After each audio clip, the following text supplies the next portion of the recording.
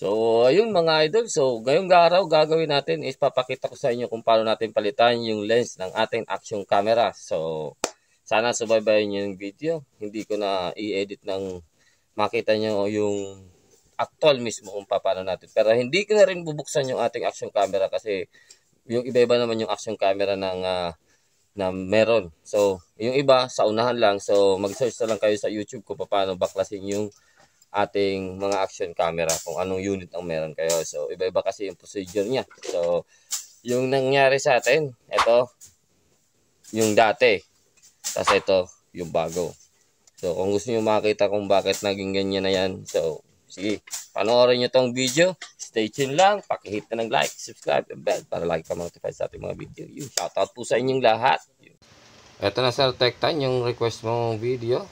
Maraming salamat sa pag-request nitong video. At kay shoutout din kay Sir PCP Hunting Philippines. Yun sa pag-tip sa atin kung paano natin ito gawin. So, yun, sige. Pasok na natin yung intro.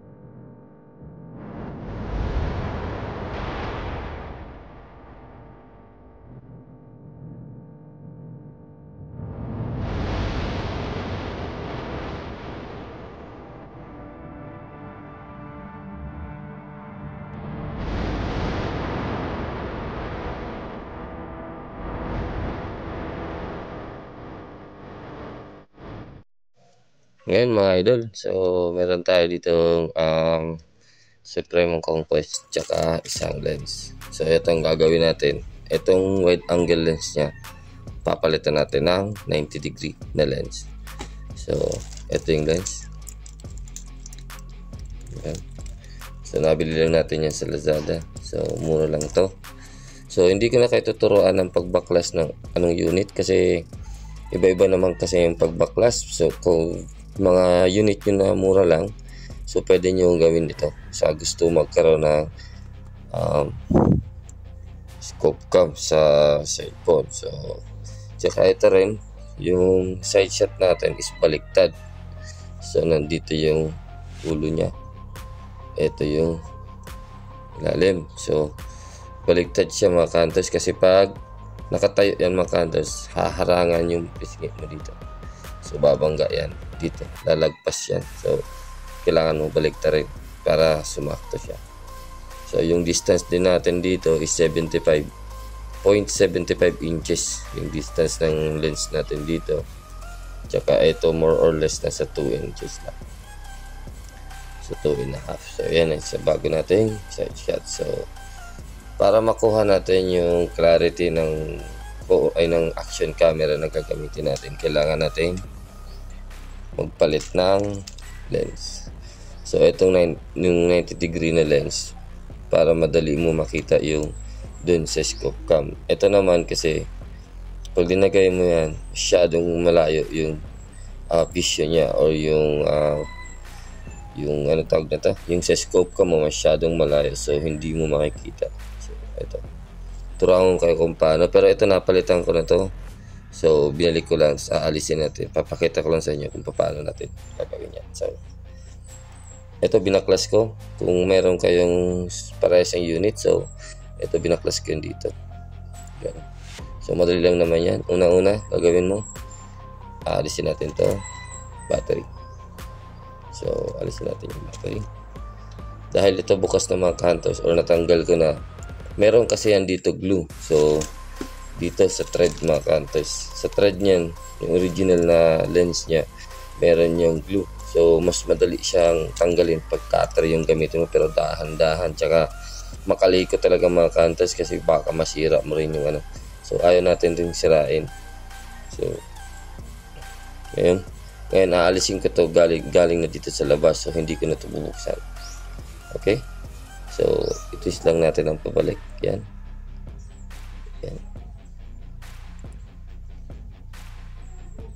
diretso lang hanggang lumabas. Kasi nga mga kantos wala na tong pangdikit. So makikita nyo mga kantos kung ano ang sinasabi kong tinanggal ko dito. Alisin natin ito.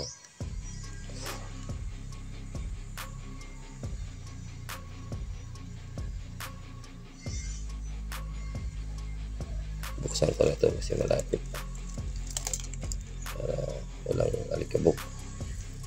So iwasan nyo rin mga hunters na mahawakan yung lens. Ayan. Pag maluwag na mga hunters, parang ganyan, no? Malapit na. So gawin natin, pag aalisin mo na mga hunters yung parang malalaglag na, ipailalim mo ng ganyan. Kasi ayaw mo may pumasok na alikabok o kahit ano dun sa loob. Yan, huwag mong hahawakan yan. So ayaw mo nang malagyan ng fingerprint mo yan. So eto nang kukunin natin. Eto. So yan ang pagkaiba niya. So ito na ipapalit natin. So pagpasok mga hunters, ganyan ulit.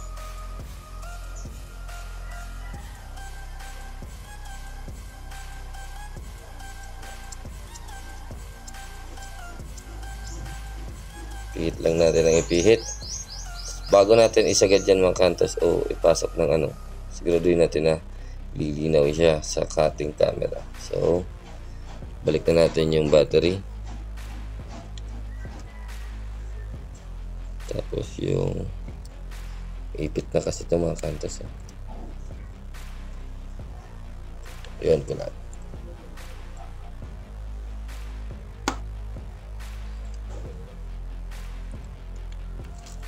Tapos pakita ko sa inyo mga kantos ito. Yan o.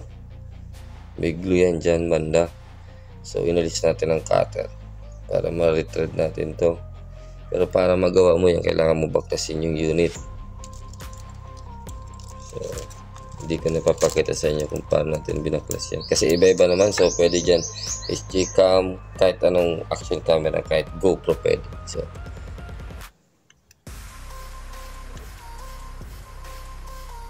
yun o, tignan nyo, malabo mga kantos. So kailangan natin yan palinawin. So hahanapin mo yung mas malinaw yan. So mas maganda dyan mga kantos, meron tayong wifi dito natin. Kakabit natin dito para mas malinaw.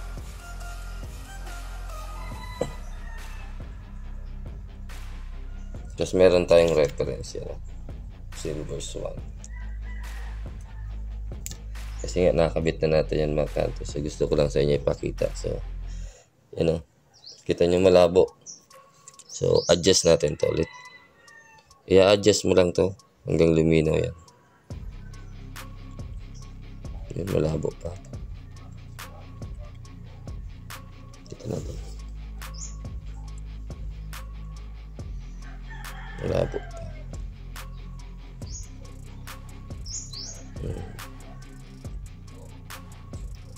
Okay na. Medyo. Yan, kung nakikita nyo mga kantos, lumilinaw na siya. Pero kulang pa. Yan, kulang pa. Unti na lang. Pag mga ganyan na mga kantos, so unti-unti mo na lang galawin to. Papasok. Depende, pwede rin palabas. Kung gusto natin, yung malinaw. Lalagpas ka naman kung saan dyan, oh. Ganda na.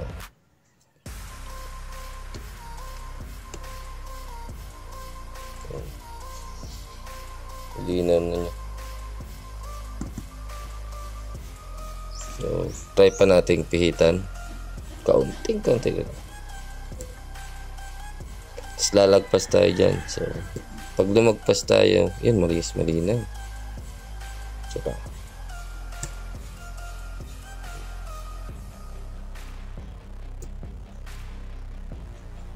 lumagpas na. Yan.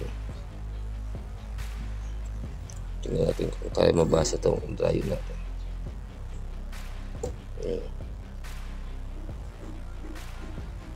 Basang-basa na yung... Subukan natin abutin to. Pero malinaw na yan.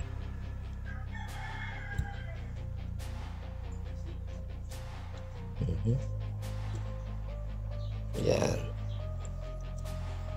So ngayon naman mga counters, ipapasok natin dito.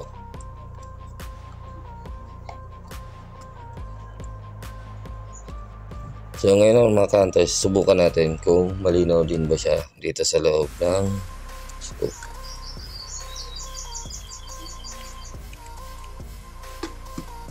Kasi ito natin.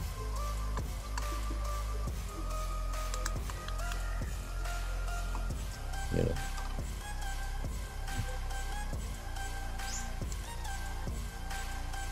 Tapos pag nasa 90 degree angle na kayo mga counters, mapapansin nyo mas malawak na yung clearance niya kasi wala tayong background na puti mga counters.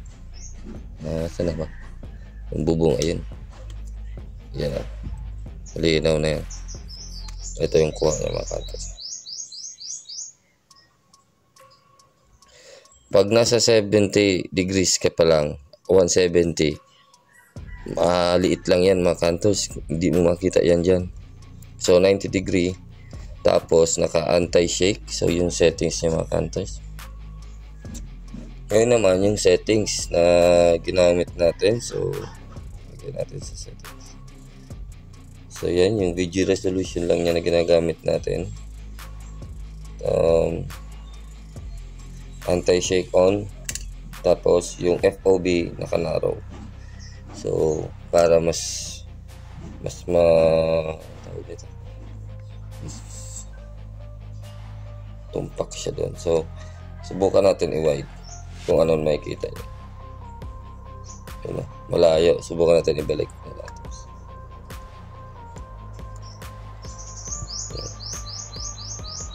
Wide angle na yan, pero halos parehas lang. Okay. Pero pag balik natin sa narrow, mas malaki yung ano niya, yung bilog. So yan lang, simple. Yun ang problema natin dito. So ganun mga counters, 80 pesos lang sa Lazada, 84. That's 100 plus shipping fee. Yan ang kuha mo. So, maraming salamat.